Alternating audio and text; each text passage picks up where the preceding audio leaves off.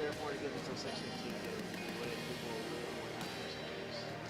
I don't know if it's there still. Later, earlier, they're still in here. Let's see. Here one. Not.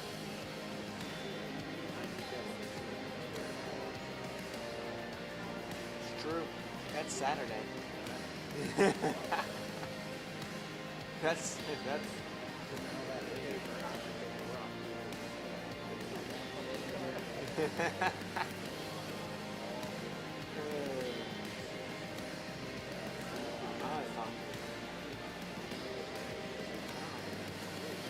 I don't mind it.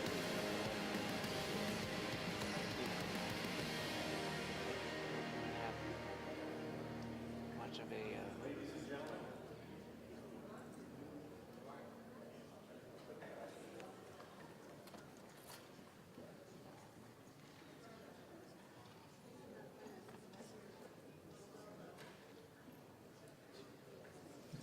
It's on the queue. Ladies and gentlemen, welcome to the District 1 Town Hall. We're so glad that you all are here. We're glad that you made it. My name is Vic Michelucci. I'm with the Jacksonville Sheriff's Office. We are honored to have each and every one of you. I know there's some familiar faces. There's some people here for the first time. We are going to get started with our town hall. It's our 6th and final town hall of the summer. We're going to get started in about 5 minutes. We understand that parking can be, surprise, a little bit of a doozy downtown. We understand that the Main Street Bridge is closed. JSO did not do that. That was not JSO. So come on in, find your seats. Most of y'all have already done that. And in about 5 minutes, we are going to begin the program.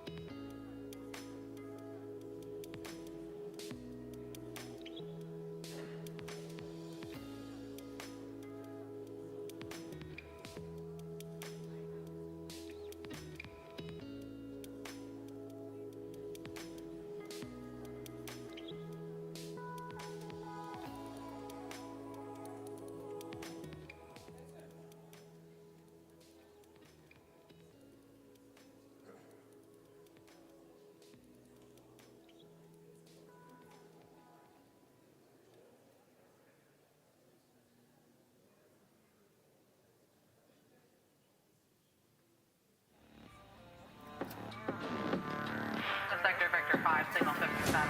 Signal 57 of an unknown description female currently standing on the sidewalk. Screaming for help.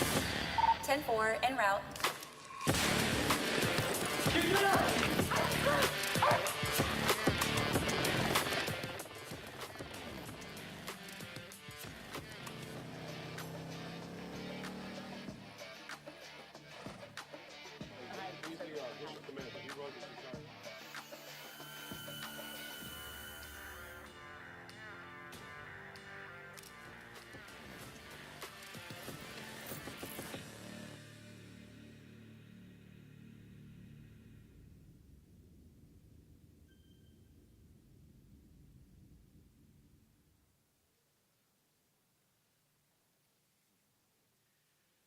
Good evening, everyone, and welcome to this town hall meeting hosted by your Jacksonville Sheriff's Office. Thank you so much for joining us downtown. My name is Vic Michelucci. I am the Strategic Communications Executive for JSO. We appreciate your time and your attention tonight. We know that you are busy. We know that school's back in session. We know that somebody closed the Main Street Bridge. It was not JSO, for the record. And we know that parking is always something downtown, so thank you all for being here.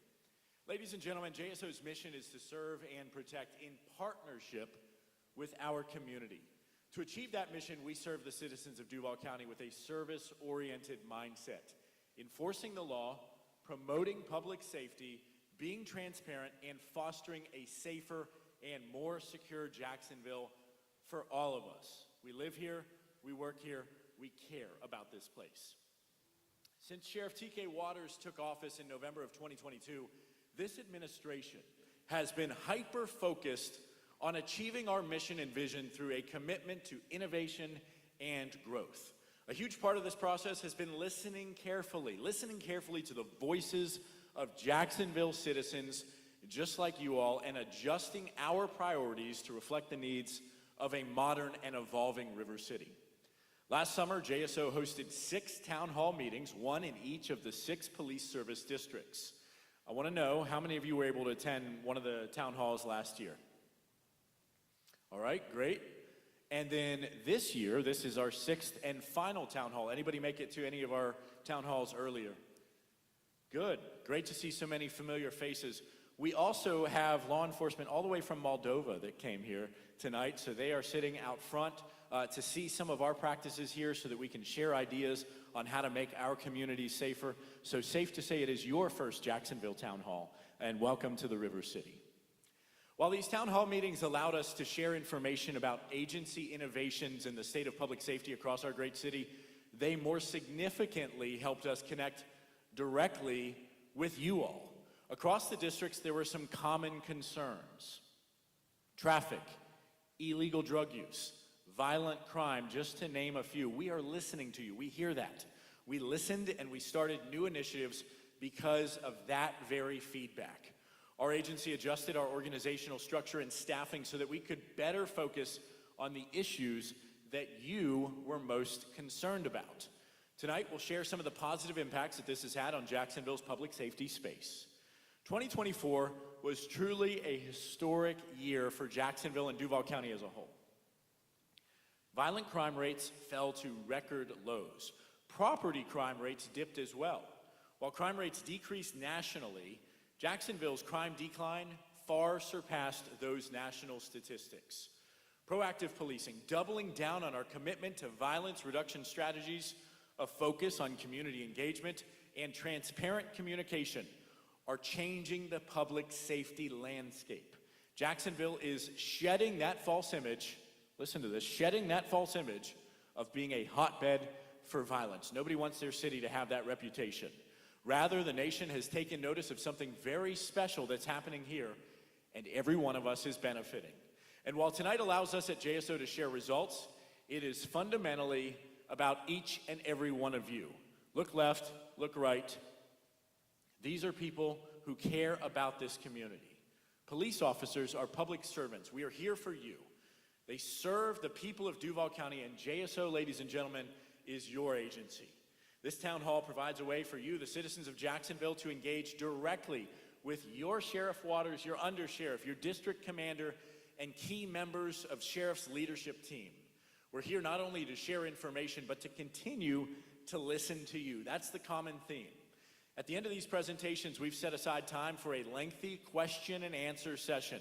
If you do have a question, please write it down on one of these yellow cards provided and then pass it toward the nearest aisle for a member of our staff to collect. Does everybody have a yellow card?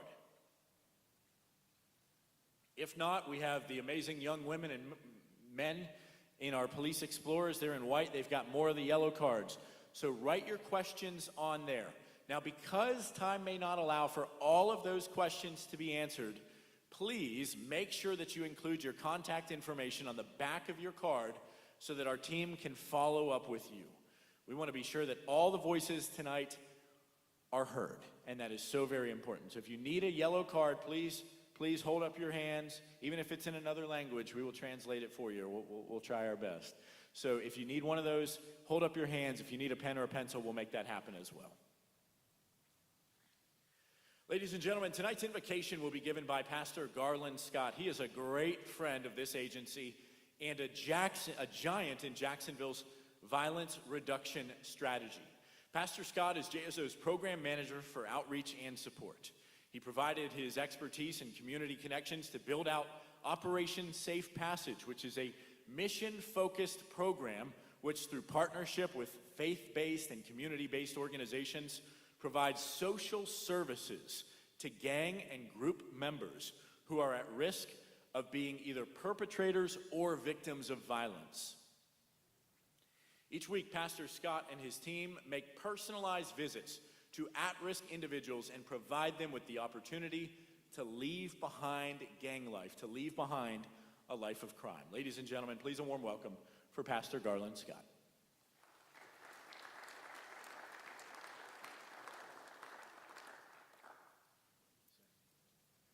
Would you please stand?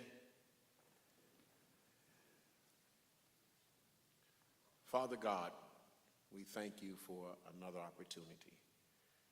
We thank you for life, health, and strength. We thank you for helping us to protect and guide this city through the Jacksonville Sheriff's Office. According to 2 Timothy, you asked us to pray for those in leadership. We pray for our president, our vice president. We pray for our governor and our mayor and our leaders, our councilmen, that we might live a peaceable life. As we come to the close of these meetings, I ask you that you would help us to be one. Make us one, despite of what's happening in our city. You are the one that can join us together. Let a peace surround this place and a oneness as we go forward. This we ask in Jesus' name.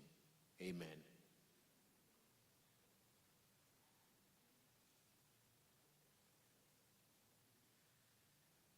Amen. Thank you, Pastor Scott, for all that you do in our great community. Now, ladies and gentlemen, please stand for the presentation of colors by your Jacksonville Sheriff's Office Honor Guard. Then, please give a warm welcome for Latrice and Patrice Hawley to sing the national anthem, followed by the Pledge of Allegiance, which will be led by Kenneth Irwin.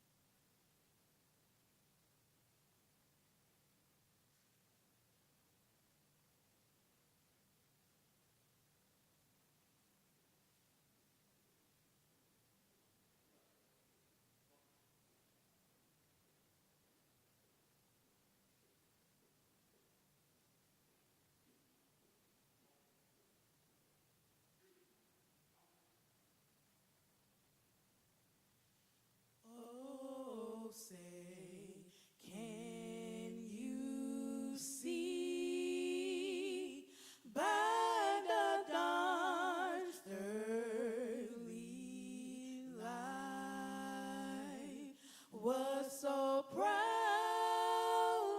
we hailed at the twilight last gleaming, whose broad stripes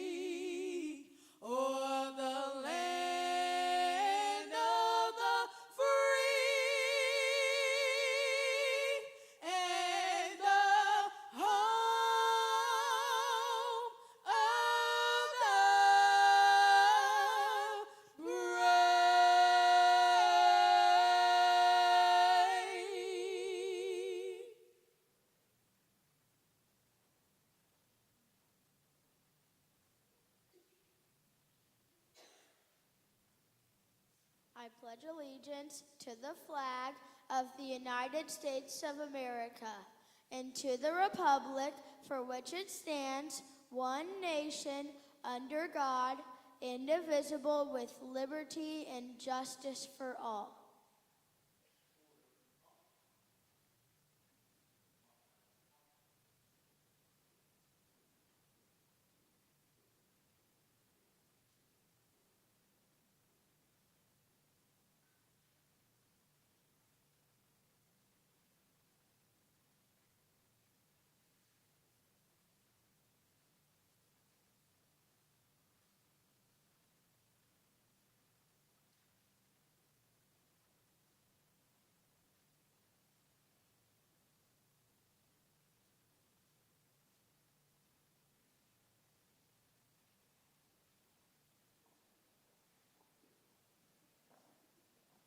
Ladies and gentlemen, thank you so much.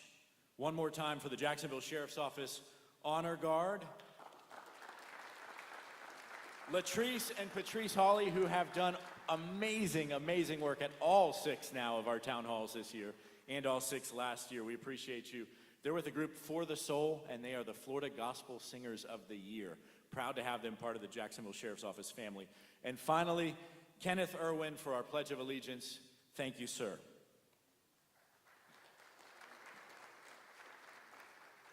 Tonight's first speaker is Sheriff T.K. Waters, and before Sheriff Waters addresses all of us, I want to remind you that if you have a question, please fill out your card now and then give it to one of our volunteers, one of our great police explorers, or somebody else with a JSO uniform. Do not forget, flip it over, get your contact information, your name, your phone number, and your email address on the back of the card. That way, we can answer your questions and make sure that every voice is heard. Ladies and gentlemen, now please welcome Sheriff T.K. Waters.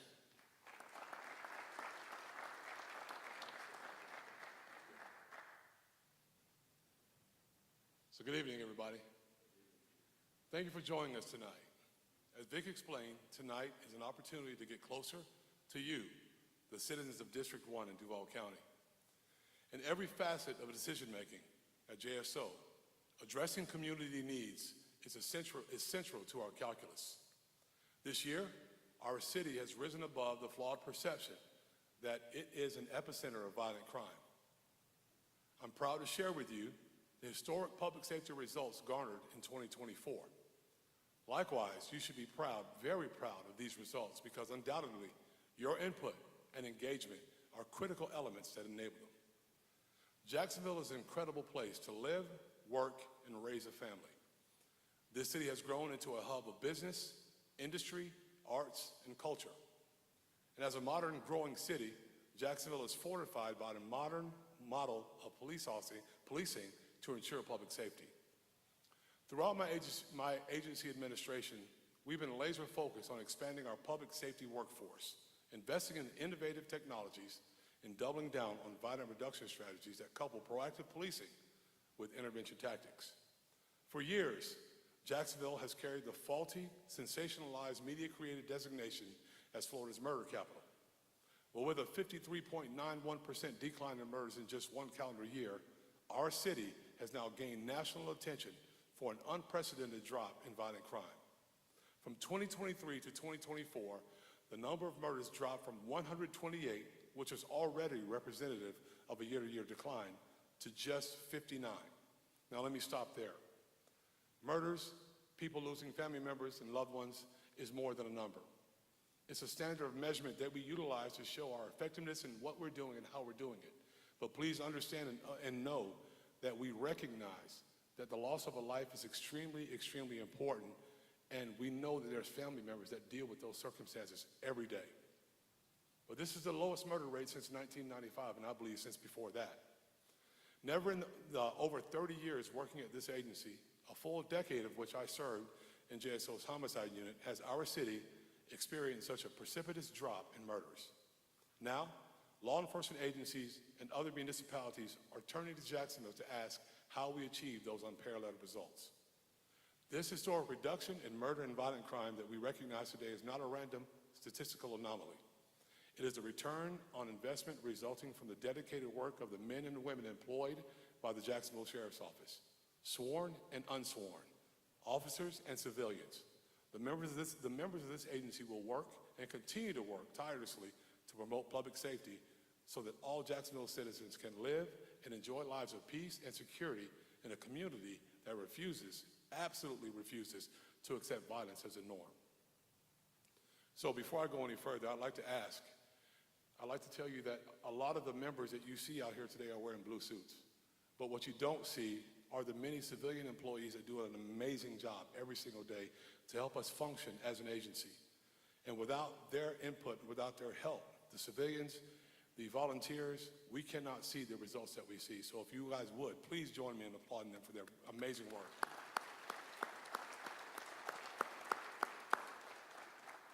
Thank you.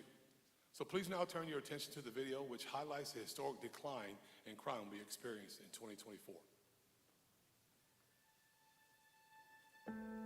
A milestone for Jacksonville as the city records one of its lowest homicide rates in years. This could be not only the lowest number in 3 decades, but possibly even longer than that. Murders in Jacksonville are down 50% since last year. You've seen the headlines, but we want to tell our own story. Every murder starts a thorough investigation by our homicide team. And that is just the beginning. There's been a shooting apparently. The individual shot another family member. Officers in patrol, the crime scene unit, gang, robbery and violent crimes, community problem response, and the Crime Gun Intelligence Center come together to figure out what happened and who's responsible. We do a really good job with all the resources and the units working together. It's surgical, right? It's not like just this huge launch into a random area. We know what we're looking at when we go in there. We know who we're looking for. It's not just our officers and detectives working on these cases. We have a group of highly trained civilian employees in our real-time crime center and crime analysis unit, solving the puzzle alongside the investigators. They have a person, they have a vehicle, small as a nickname or a partial tag. We can search that for them and do that much faster using the database access that we have and the skills that we've obtained over the years to find a potential lead for them. Some of the arrests we've made this year closed cases from nearly a decade ago. Others put killers behind bars the same day. Our investigation doesn't stop when we have a suspect. We want a conviction. Our experts in our firearm lab can test the guns used in one incident and determine if they were used in other violent crimes, allowing us to close even more cases. And that's our purpose for this laboratory, to be in that front line, to give them the information as fast as possible. We begin with breaking news. Right now at 11, a gang-related shooting in Jacksonville leaves a 7-year-old child dead and a 21-year-old man with serious critical injuries. Even one life lost is one too many. Earlier this year, 7-year-old Breon Allen Jr. was killed when 2 17-year-olds opened fire, trying to kill his cousin. They did hit the cousin and injured him, but they also shot and killed Breon. Our agency put in hundreds, and we mean hundreds of hours into this case, vowing to bring justice to Breon's family. And we are getting closer to just that. The 2 17-year-old gunmen are in the Duval County Jail awaiting trial for Breon's murder. 4 others are also in jail for their role in Breon's death. 2 of them are also facing charges for a different murder in our city. But let's rewind. Solving murders doesn't necessarily reduce the number of murders. So how do we prevent violence before it happens? There's another side of the Jacksonville Sheriff's Office with teams dedicated to stopping it before it starts. We focus on the people that's driving most of the violence. If you go after the fruit, it's going to keep reproducing. But if you go after the root, you shut it down. That is Pastor Garland Scott. And we throw the net on most of the youth. He's a former gang member who now leads our team in group violence intervention. By the way, that group violence intervention strategy... What the sheriff didn't tell you is back in 2016, he's the one that started this program. Yeah, I got that out of him. But what he also started was getting everyone together to start with a positive, proactive mindset to policing. That was brought into our community by Sheriff T.K. Waters nearly a decade ago when he was an assistant chief. Thanks for the hard work. We go door to door with people who are at risk of committing violent crimes or being a victim, based on the lives they live and the people they hang out with. How you doing, ma'am? All right. He's not in any trouble, okay, but he has drawn the attention of the gang unit, my friend, and that's not good. You go door to door, you talk to these people that are at risk for violence, or they're already involved with gangs. What do you tell them? Today is your lucky day. We're here to keep you safe, alive, and out of prison. If you have the courage to make the next steps, I can assist you in getting your life back on track. The impact we're making is turning heads. Just this year, we've had several journalists from across the country visit our agency to highlight the work that we have done. Today, we're featuring, finally, the Jacksonville Sheriff's Office. We're going to go out into these neighborhoods, talk to these people. Yep. You were in a gang at one time. Yes, sir. Unfortunately, a shooting just came in, 23 rounds fired. Today's episode takes place in Jacksonville, Florida, which has long been known as one of Florida's most dangerous cities. But as of recently, something remarkable is happening in Jacksonville. Those videos have garnered millions of views and counting. They can't call us murder capital Florida anymore. Who's taking that title now? I don't know. I just want to make sure it's not us. But we don't do what we do for the fame or the attention. We do it for you. Jacksonville, we do it so everyone feels safe in our community and proud to call the River City home. What we've shown you in this video and what we'll show you tonight throughout this town hall is just an overview of the work we're doing to protect you. We'll continue to expand our efforts, innovations, and collaboration to make Jacksonville safer. I absolutely believe you're going to continue to see what you've seen in the last year and a half, 2 years. It's working and it's going to continue to work, and we're always looking for ways to improve it. And we can't do it without you and your support.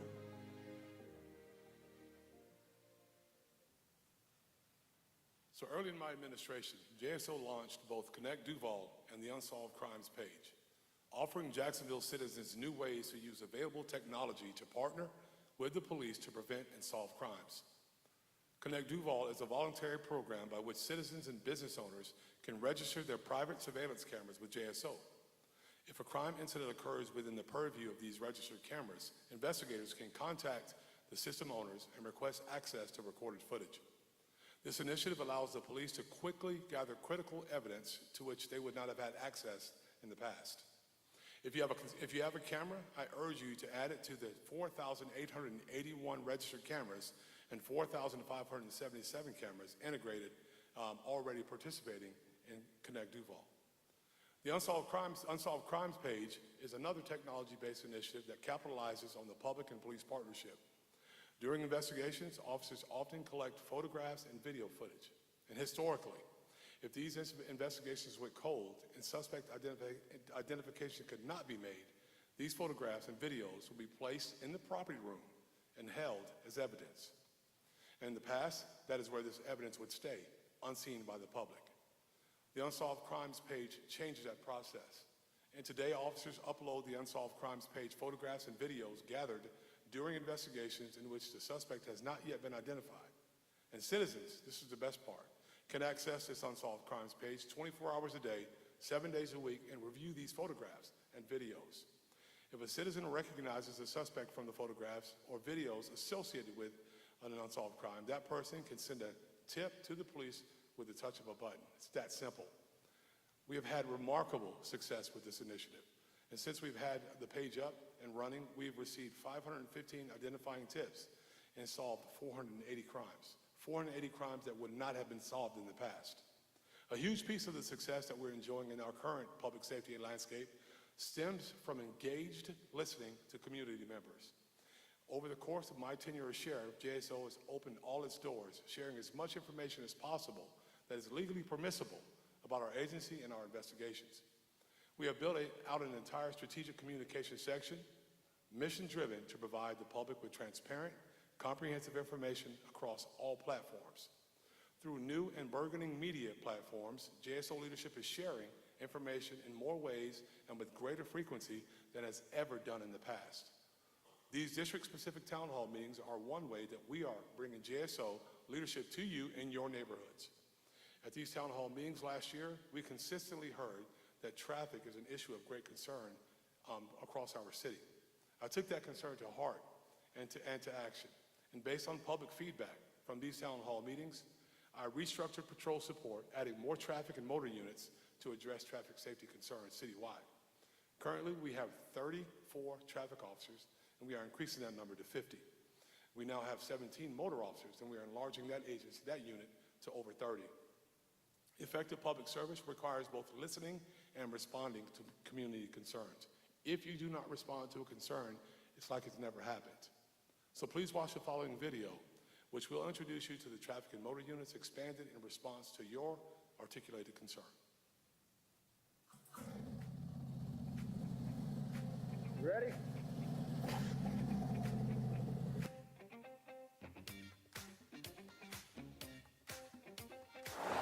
I was standing up, you couldn't see me? Why we speed through the school zone? Trying to get the kids to school. I got my sister kid. Have you never gotten a ticket? Even I've gotten tickets. Oh yeah, don't be scared. Just don't stay in the left lane. That laser eye, it's a small red dot. I can put it on your car up to almost 3,000 feet. I'll see you before you even see me. 61 and a 45. Seatbelts, the speeding, and drinking and driving are probably the three major causes of our traffic fatalities in Jacksonville. See, if we wear seatbelts, they gotta wear seatbelts too. You know what I mean? Ain't that right, baby? It's holiday weekend, man. It's Thanksgiving, right? You don't get any crashes or anything, dude. Who's got the crash? Hey, buddy, how you doing? Ran a red light, man. You're on a driver's license. You had a lot of issues. How much you had to drink all day? Stay on the car. Right here, but we got medics. These medics are going to take a look at you, okay? Just stay Sit down. seated. Just stay seated. Sit They're going to down. want you seated. We want you seated as well. Sit down.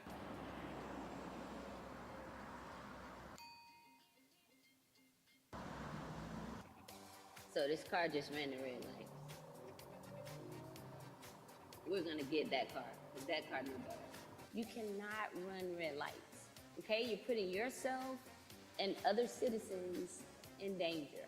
We want you to see us and to change your driving pattern before we stop you. In educating, sometimes it comes with issuing a citation and put something in place so that, you know, you have to stop. Education is key.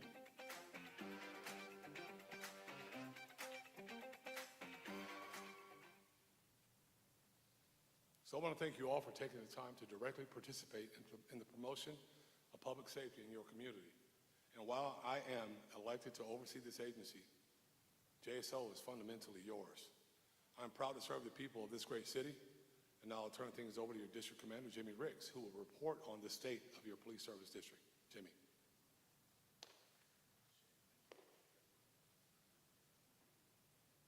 Good evening. I'm Jimmy Ricks, the commander of District 1, and tonight I'm proud to report on the state of our district.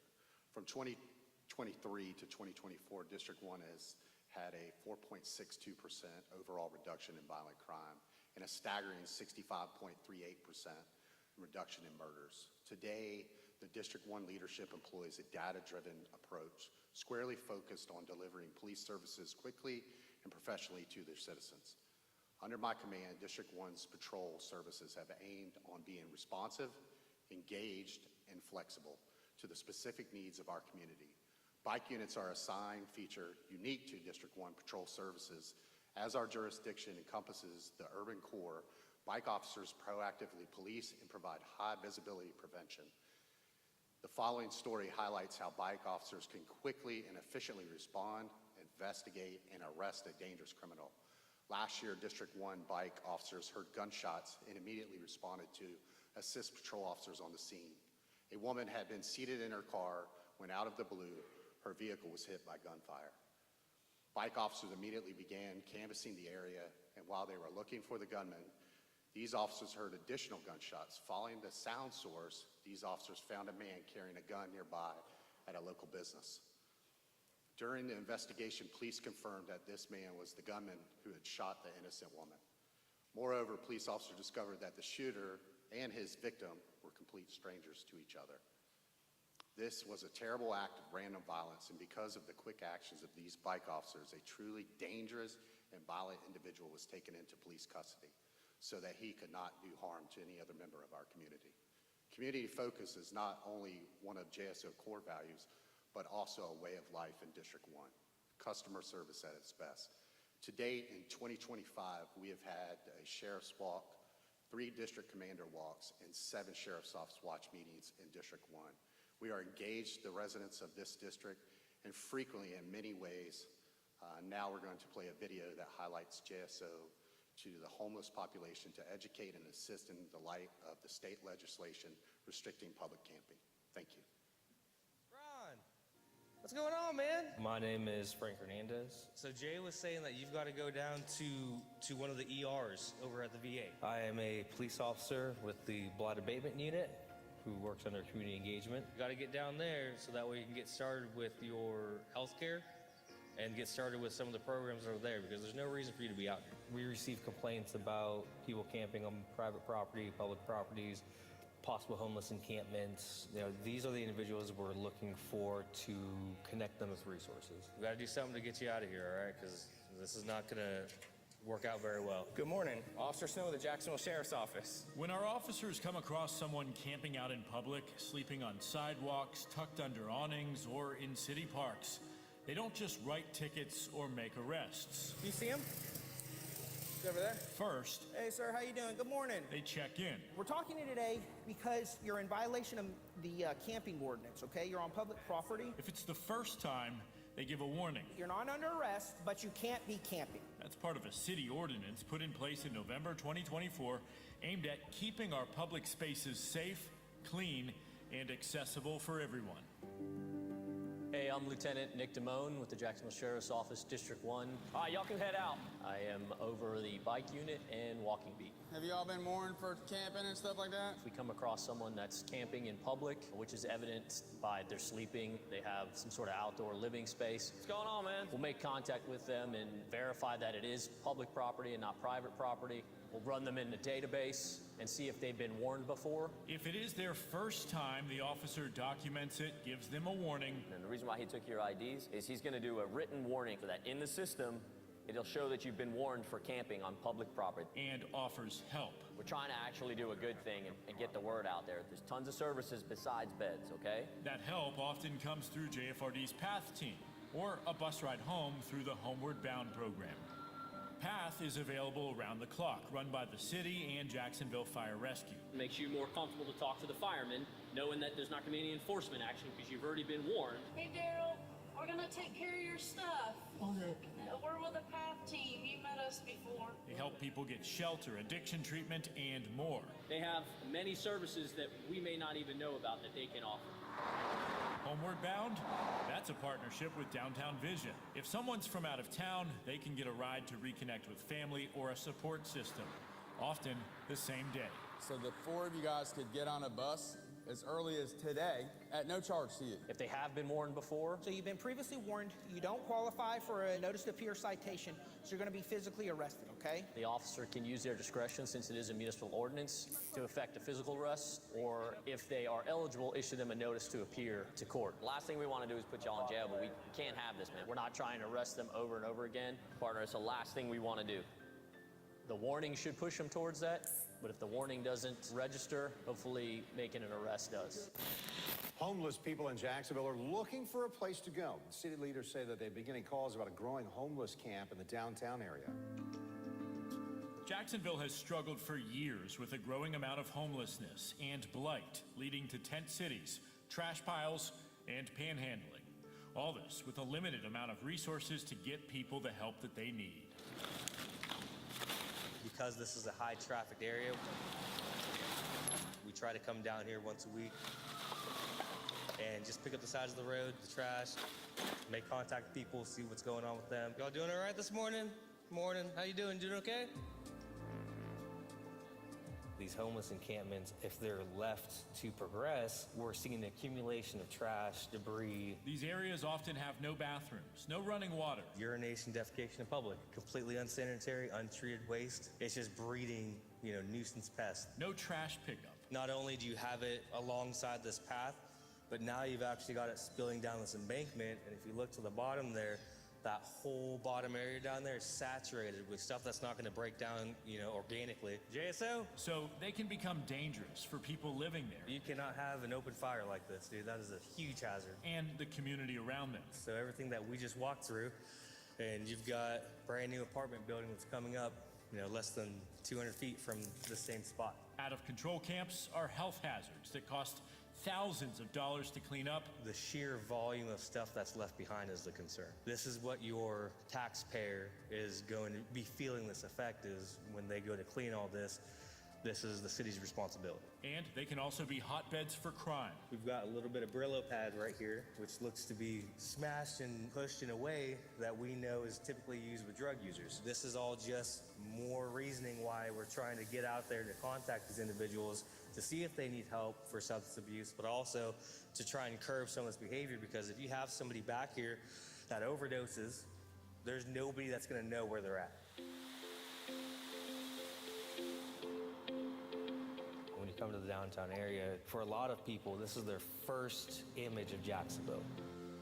The municipal ordinances, when they were created, developed an idea that they wanted to keep Jacksonville litter-free and keep Jacksonville beautiful.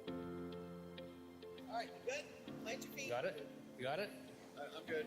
Okay. I don't want you to miss breakfast. Personally, I find this position very rewarding, and I'll tell you from my experience, I had a family member growing up who was addicted to drugs. She had a couple children of her own. She was married at the time. Fell into this, cycle of substance abuse and drug usage, which eventually led to, her divorce, her losing custody of her children, and her becoming homeless. And there was a point in time where my family was taking care of my niece and nephews, and my niece was maybe 9 at the time, 10 years old. And I remember driving around the town we were in, and she pointed out a building, a brick building that looked very, nondescript, just like any other building in an area. And she said, that's the place where mommy goes for rehab. And that really struck a chord with me, because, no family should have to, deal with these battles on their own. And I feel like, that really is what perpetuated this want or desire to help other people, was because I saw what it did to my sister, who thankfully, it took her a few years, but is now living a sober lifestyle. For her to come out of that environment and to be better, go see her, okay? She can help you out with all that stuff. So it shows me that, hey, there is the opportunity to grow. I just want to make sure you're taken care of. I'll try to follow up too and make sure that you're at least getting to where you need to be at. Maybe it's not going to change the world, but if I can help affect a change in one person, I think that's rewarding in itself. Be safe, brother. Take care of yourself, all right? All right, let's roll.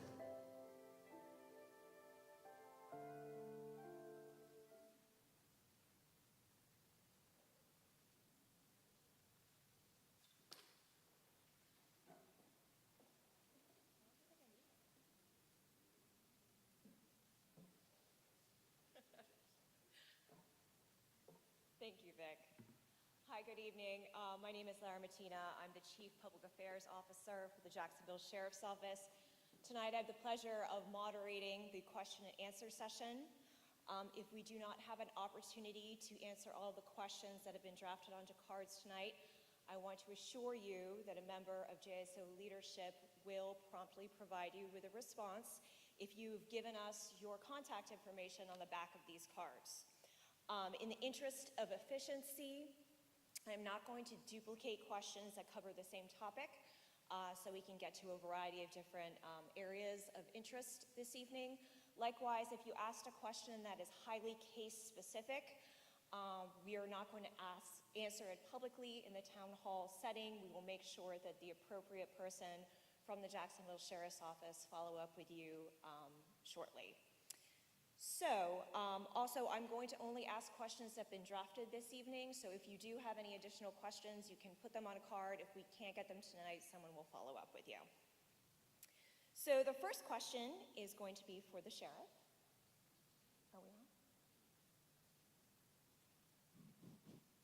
All right, we're on. Sheriff, obviously we saw a video about the really amazing decrease in murders that we saw in 2024. So what is the 5-year plan for continuing that decreased murder rate?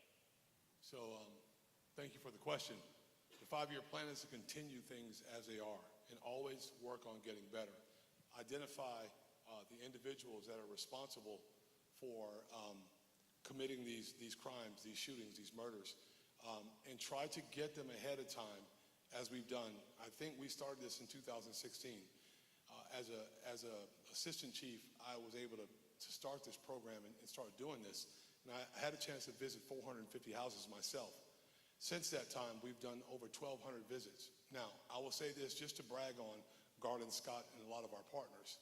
I don't think there's an agency in this city that has taken the effort.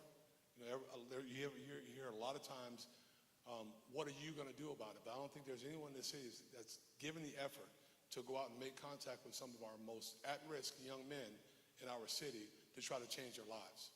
And it's worth it. It's working. And then also another part of our duty as law enforcement officers, and I'm a big believer in this, is put people in jail where they belong that commit violent acts against members of our community. We're going to do that. Because if you can put an individual away that's doing that, if they don't want to change what they're doing, they can't do it to someone else. Because I can make this promise to you. I've been here for 34 years. They don't shoot one time. You don't start off shooting once.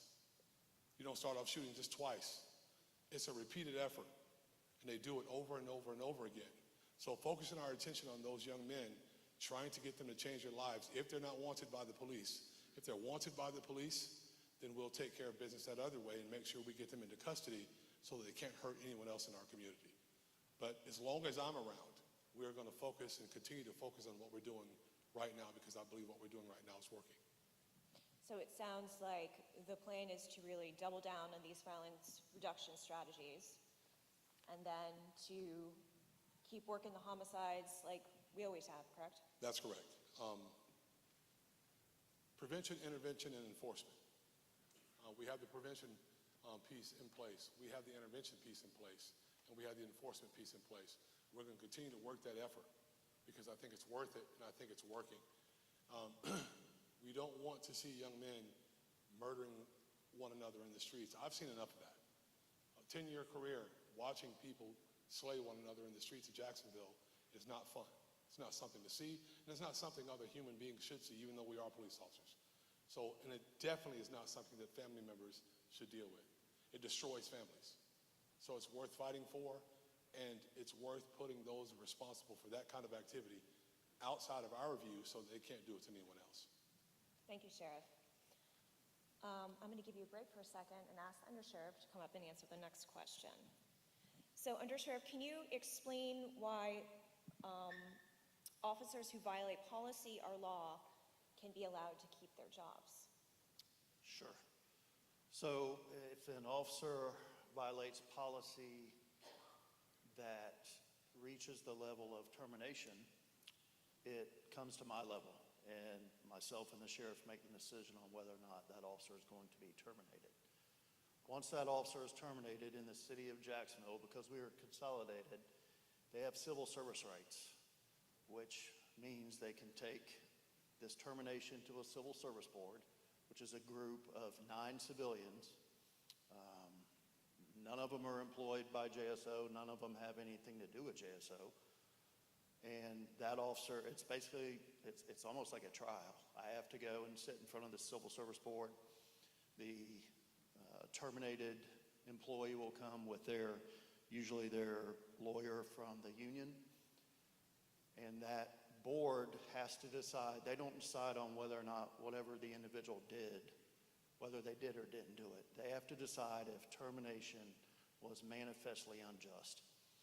What they did, does that reach the level to be terminated? And I have been to the Civil Service Board several times. Under Sheriff Waters, the Civil Service Board so far has ruled in our favor every time we've gone. Now, under the last administration, and this is no knock on the administration, it just happened under the last administration. I'll give you an example. We had an officer who was DUI on duty, which automatic is termination for us. So that officer was terminated. This was during the holidays. He took it to the Civil Service Board. In my opinion, the board ruled in his favor because they felt bad for him because it was around the holidays and he had lost his job. So we, being the sheriff's office, had no option but to give him his job back.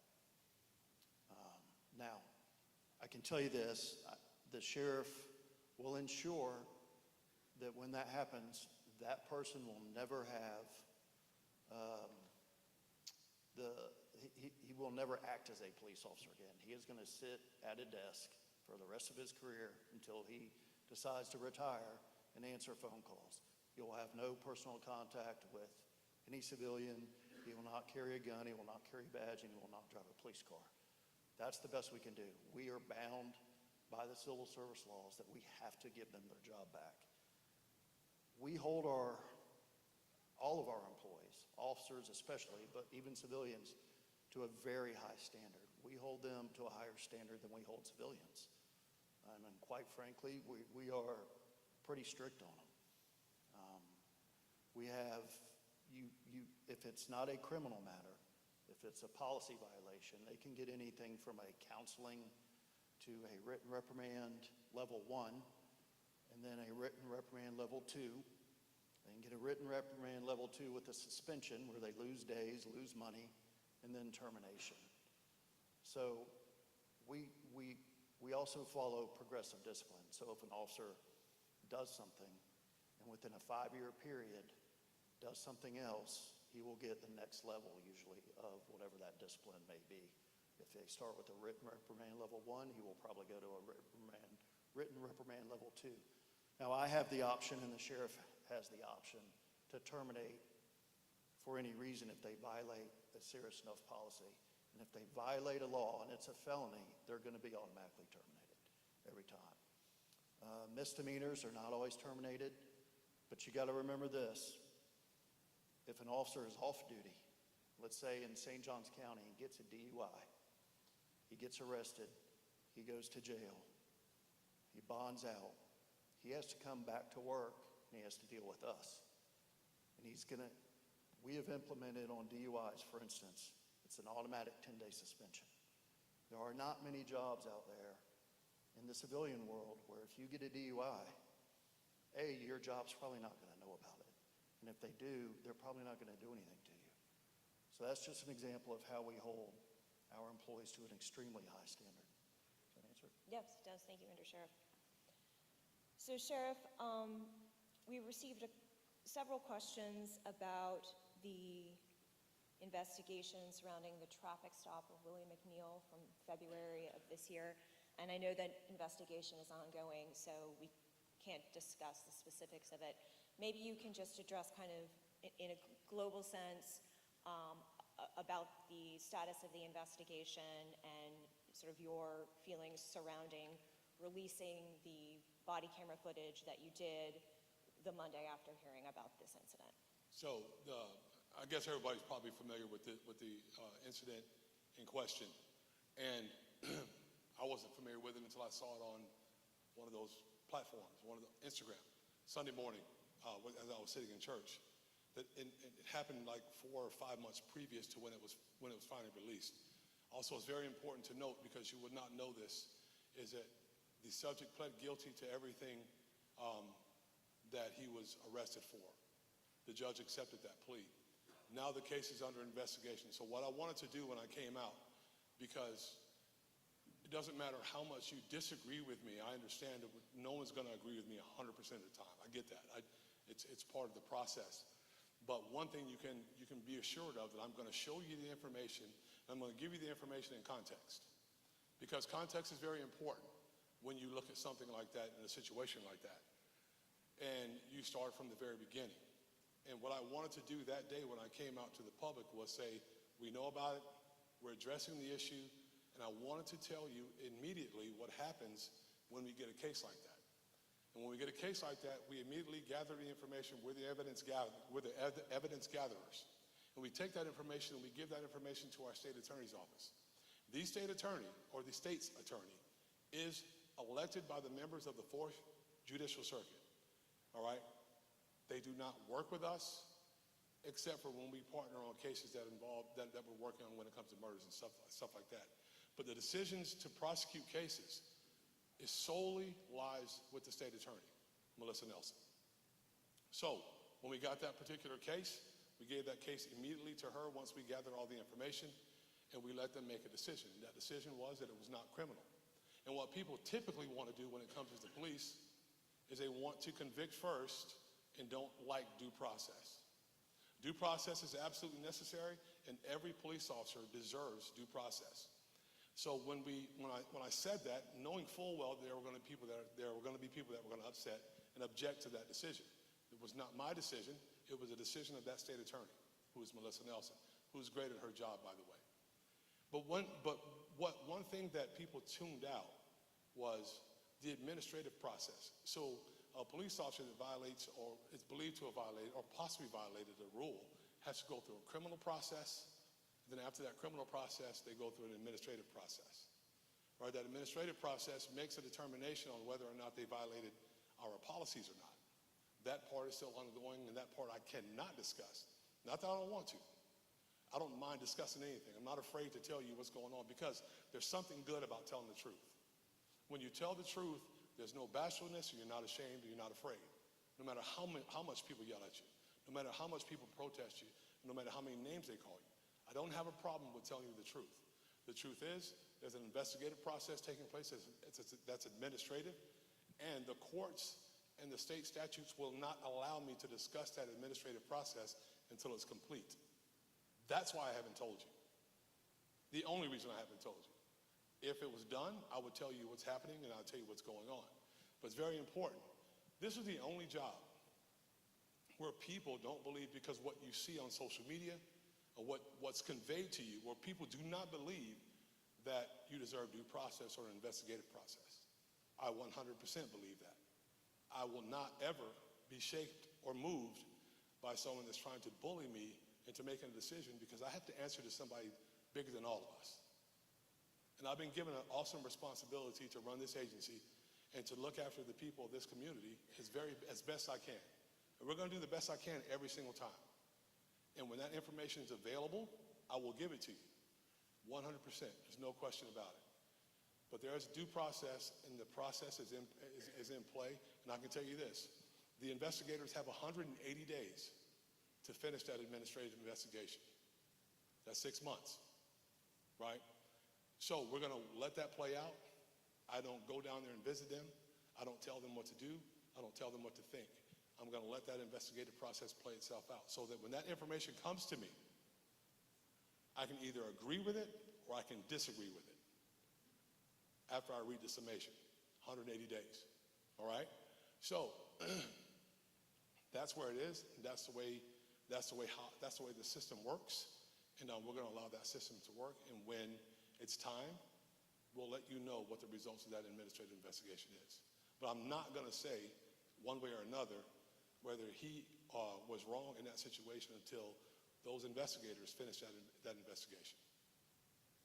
Good? Thank you, Sheriff. Just following up then a little bit on the back end. So obviously you did release body cam footage of the traffic stop. Was the purpose of releasing that body cam footage to defend the officers involved? What was the purpose that you had in releasing it that Monday?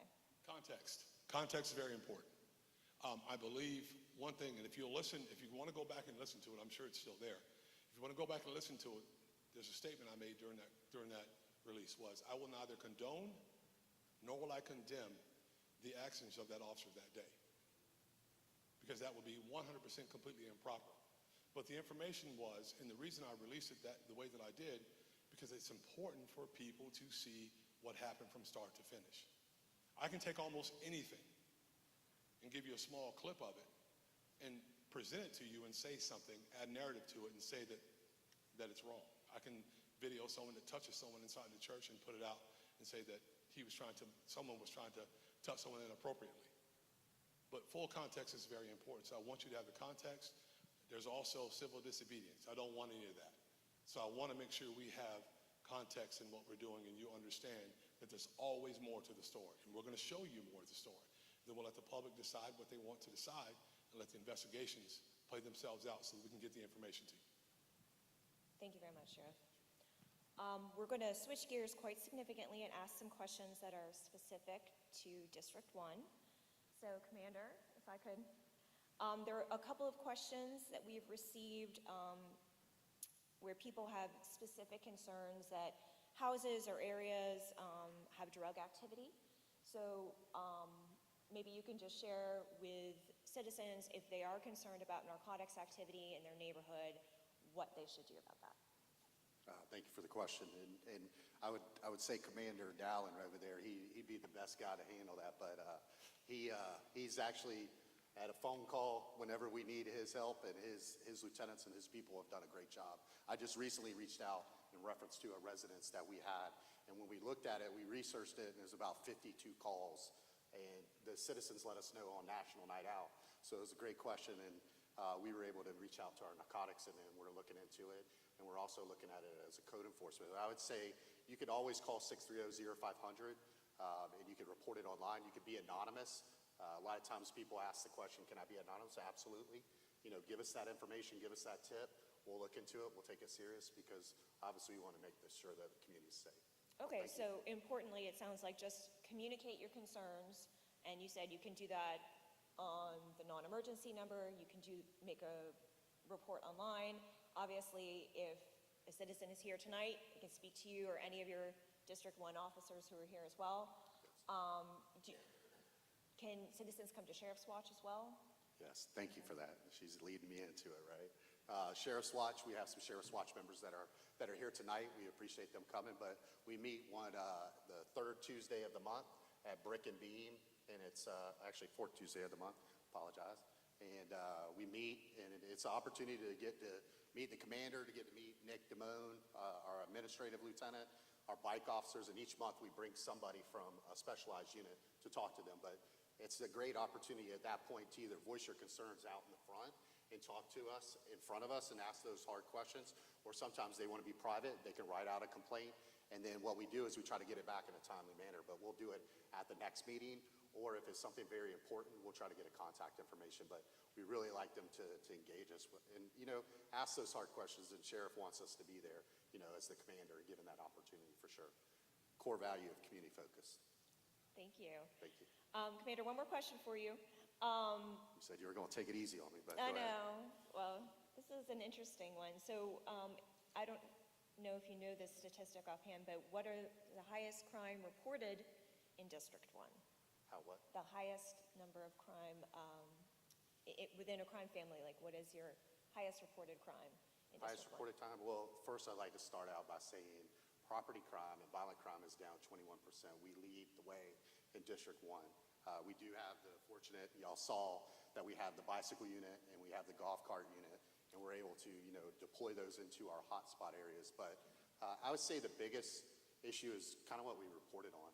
It's definitely the biggest concern that I hear the most phone calls about from our city council on the business owners from San Marco to Springfield to Riverside is our quality of life issues with homeless people. And it's a daily challenge. It's always something that we're working, but I would say since we did that in October 1st, we started warning people. We have warned over 1,200 people, and then we have enforced the camping ordinance after one warning, like the video said, over about 450 arrests. And then we have written about 90 NTAs.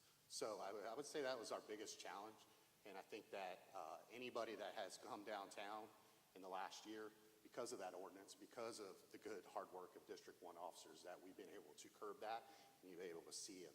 Definitely, visibility of it is a lot better. Still a lot to do, and we're working with Tyler. Tyler helps us out with the Homeward Bound program, and we've been meeting with DVI. They do a great job, and we have, I think, somewhere around 400 people over 400 people have participated in the Homeward Bound program since October 1st. So take them up there. I'm going to ask you a few follow-up questions. And obviously, you know, the issue of homelessness is so much bigger than law enforcement. There's, you know, it is a social issue that touches addiction, mental illness, like so many things that are outside the purview of law enforcement. But obviously we do have this municipal ordinance in place that prevents public camping now. So that was the enforcement aspect you were talking about, correct? Yes, ma'am. You did talk a little bit about Homeward Bound, and we did see a piece about it in the video that was showcased. So maybe you could explain in a little bit more detail what Homeward Bound is and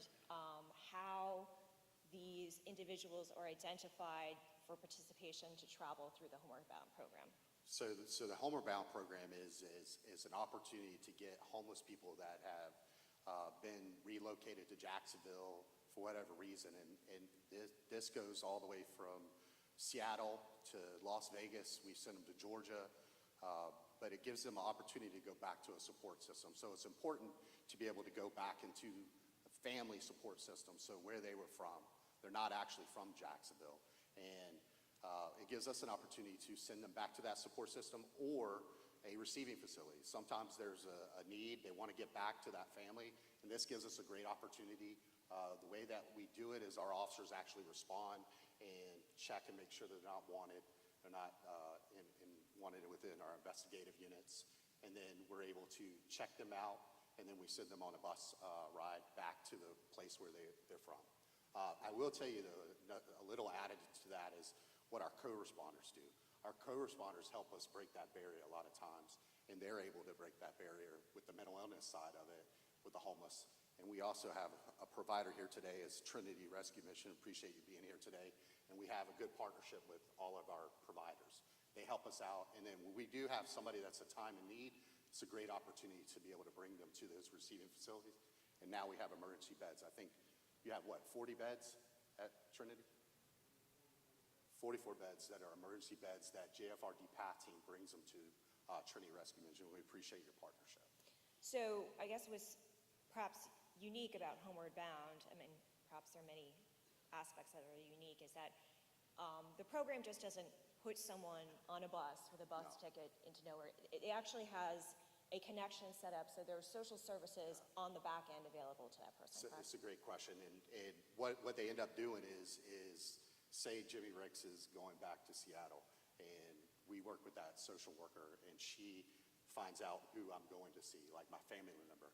90% of the time, we get a phone call back. So 9 times out of 10, we're getting a phone call back to assure us that Jimmy Ricks made it to Seattle.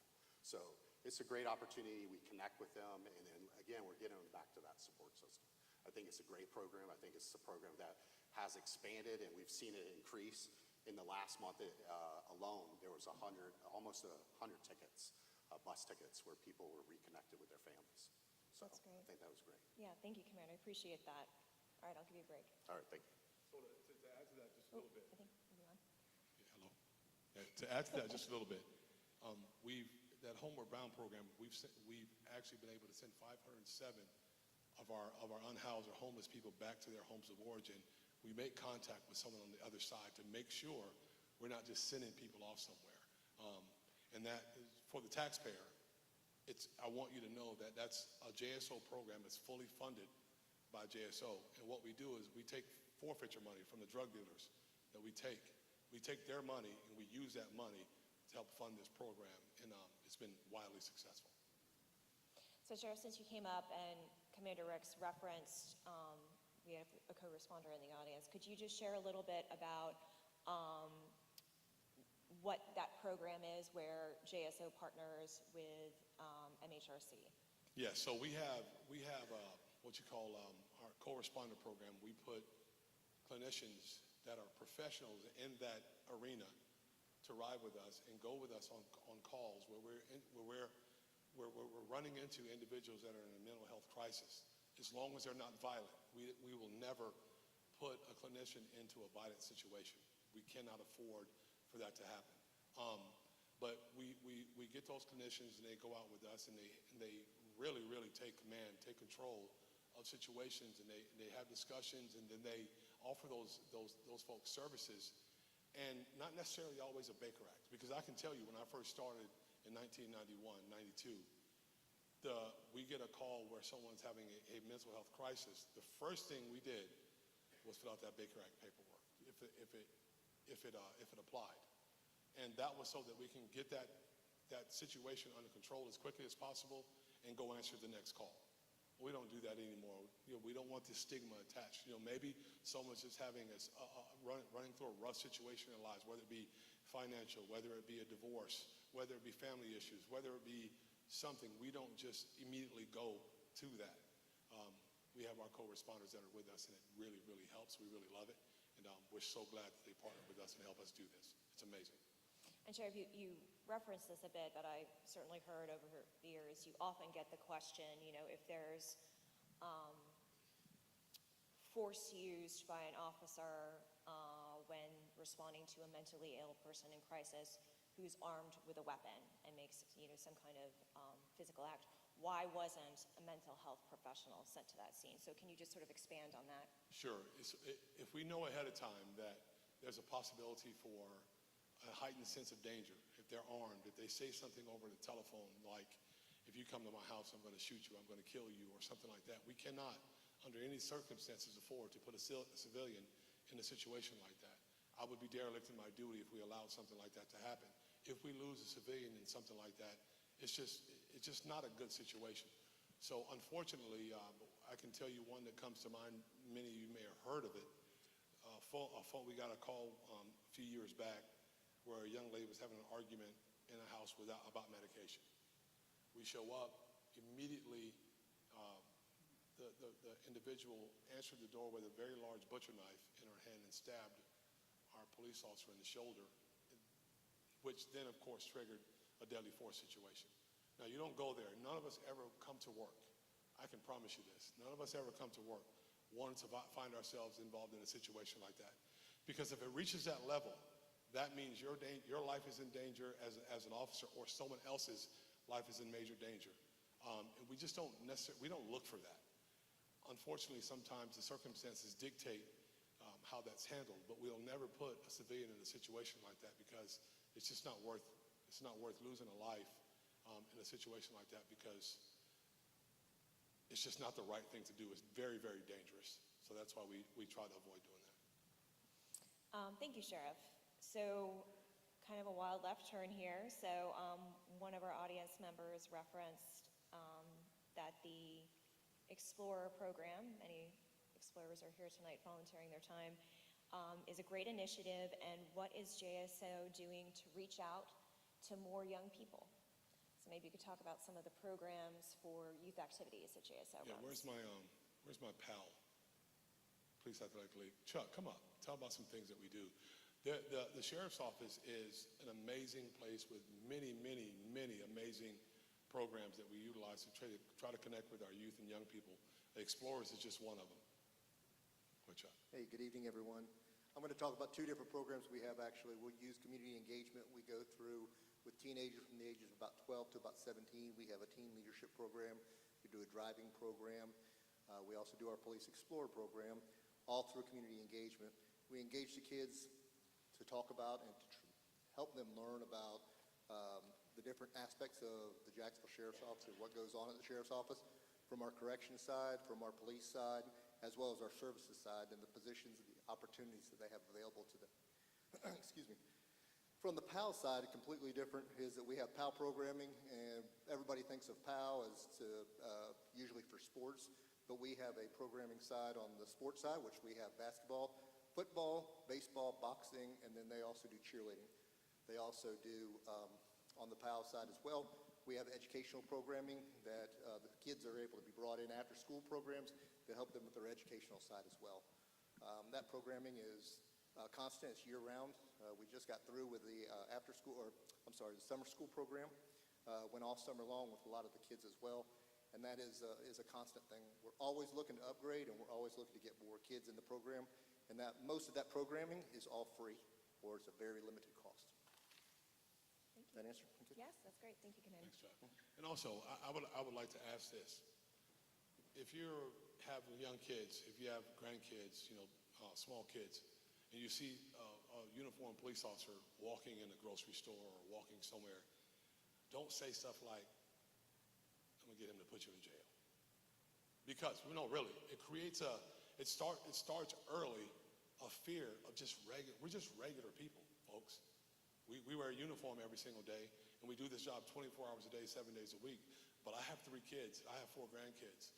We're nieces and nephews, sons and daughters. We're like everyone else, and we don't want young people from yay high anywhere to believe that they're in danger if they run across us for any circumstance. We already have enough of that stuff on television, and it's just not something we want to project. And I always say this to people when they say, I'm gonna get that officer to put you in jail.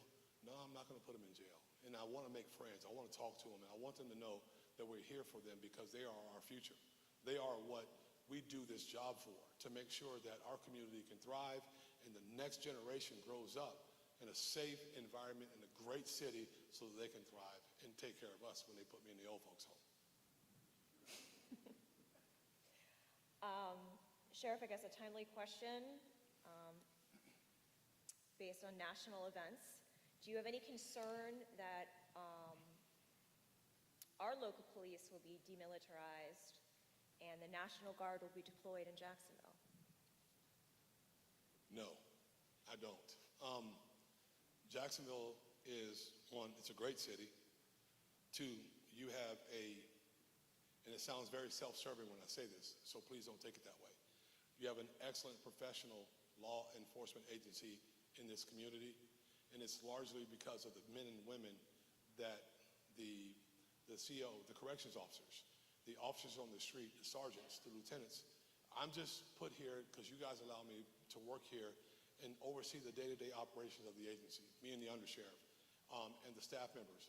But what really happens is it's the men and women that work this job that show up to your house on a call.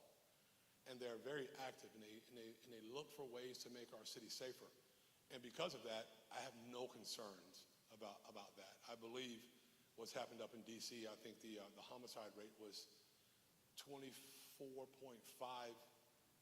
out of 100,000 citizens are killed in D.C. So whatever happened sparked that, but we're not going to let that happen here in Jacksonville. We have a great agency in Jacksonville. Bigger than that, we have a great community that supports us extremely, extremely well. And that kind of stuff helps us to be the agency that we are, keeping the morale up with the employees and making sure they understand that they have a sheriff that will stand up, take the hits, even if something that that the public doesn't necessarily understand or agree with. If it's right, we're always going to stand on the side of right. If it's wrong, we're going to hold people accountable and let you know that we're holding them accountable. But I don't ever see that being an issue here in Jax. Thank you, Sheriff. We have time for one more question. Why does JSO have therapy dogs, and what is the point of the program? Oh, okay. So if you guys remember me saying earlier that there's some pretty horrific things that the men and women in this agency see every single day. Things that are pretty unimaginable.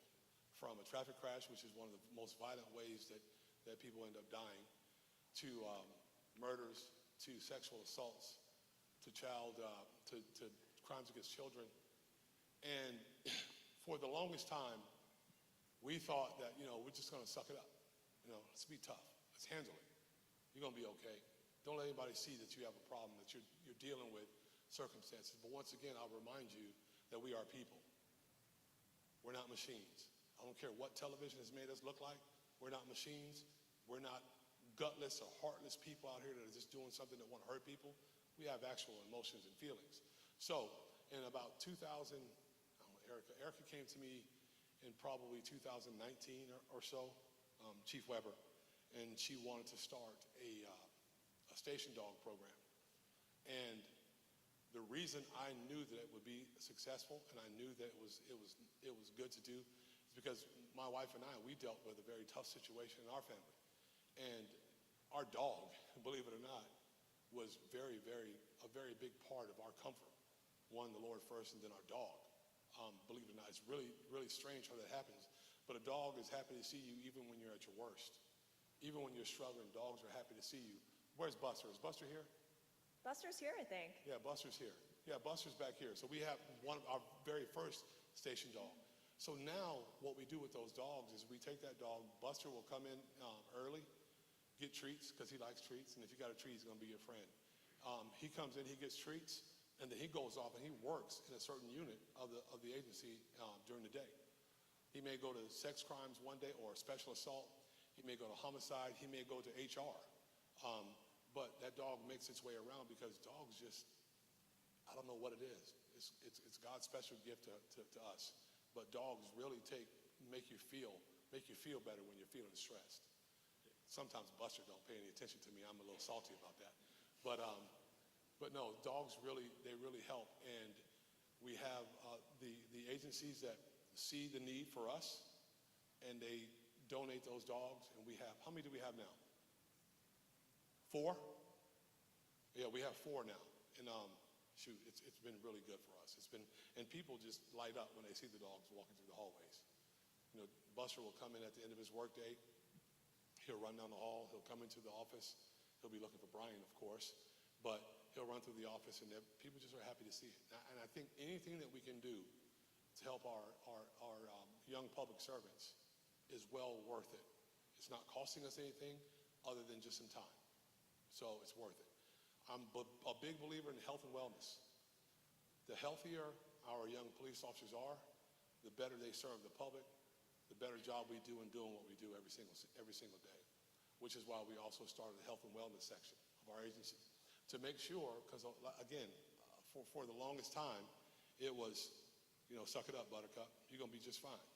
Well, that doesn't work. It really doesn't. That creates a situation inside of an individual. Eventually, at some point, they're going to explode. That's why we have, you know, high suicide rates in law enforcement. We don't want that happening. So we created a health and wellness section where officers can go confidentially and make contact with Commander Glossman and start getting some help so that we can take care of the people that we ask to take care of us. So long answer to what's going on and why we're doing it and why we have the dogs, but it's about wellness. It's about taking care of the people who take care of us. Thank you, Sheriff. And thank you all for your questions this evening. If you did pose a question on a card that was not answered publicly today, I promise you someone from JSO will follow up with you in short order to get you a response.